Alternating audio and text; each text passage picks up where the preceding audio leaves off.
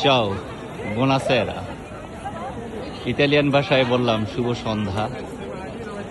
আজকে আমরা এসেছি দা পিয়াসা দি টম্পা দি রাফায়েল।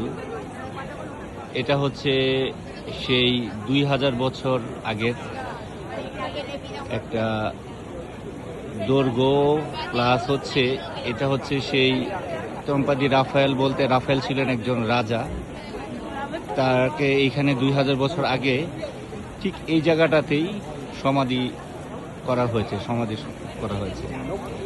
আর ইংলিশে এটাকে বলা হয় প্যান্থিয়ন, এই জায়গাটার নাম।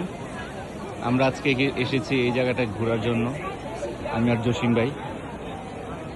ঠিক আছে, খুব ভালো লাগলো এই জায়গাটা দেখে, এই জসিম ভাই। আর এই পিয়াসাটার ভিতরে সেই 2000 বছর আগের সেই পুরাতন ঐতিহ্যবাহী সমস্ত পুরাতন বিল্ডিংগুলো। ইতালির একটা বিখ্যাত একটা স্থান।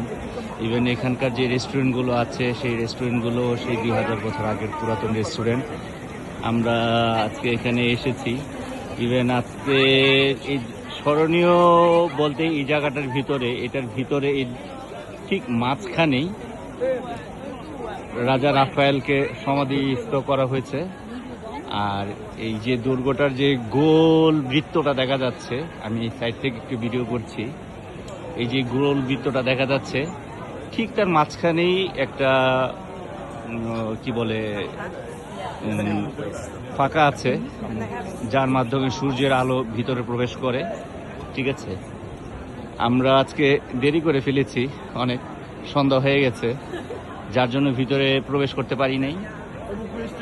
ঠিক আছে, অনেক মানুষ আছে, সবাইকে বের করে দিচ্ছে, আস্তে আস্তে সবাই বের হয়ে যাবে, 6টার সময় বন্ধ হয়ে যায়। আমি আরও যদি কাছাকাছি যাই, ঠিক আছে, ভিতরে কিছু জিনিস আর কি দেখা যায় বাইরে থেকে, পুরোপুরি দেখা যায় না যদিও।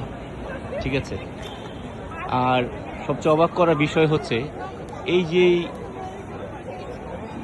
পুরাতন যে রাজ বাড়ি বা এই রাফায়েলের যে সমাধি স্থানটা দেখতেছেন, 2000 বছর আগের পুরাতন এই বাড়ি এখনো সেই আগের মতো খুব যত্ন করে রাখছে ইতালি সরকার। এই জিনিসগুলোকে আর কি আমাকে সবচেয়ে বেশি অবাক করায় যে এই জায়গাটা এখনো এটা হচ্ছে সেই ভিতরের এরিয়া।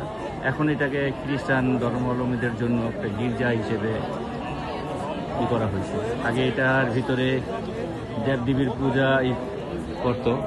যখন ইতালি কোনো নিজস্ব কোনো ধর্মের ছিল না, তখন এটার ভিতরেই সর্বপ্রথম ওরা ধর্ম হিসেবে পালন করতো, দেবদেবীর পূজা করতো। এখন এখানে ওরা খ্রিস্টান ধর্মাবলম্বী হিসেবে যে ধর্ম যাজকরা এখানে থাকেন এবং ধর্ম পালন করে।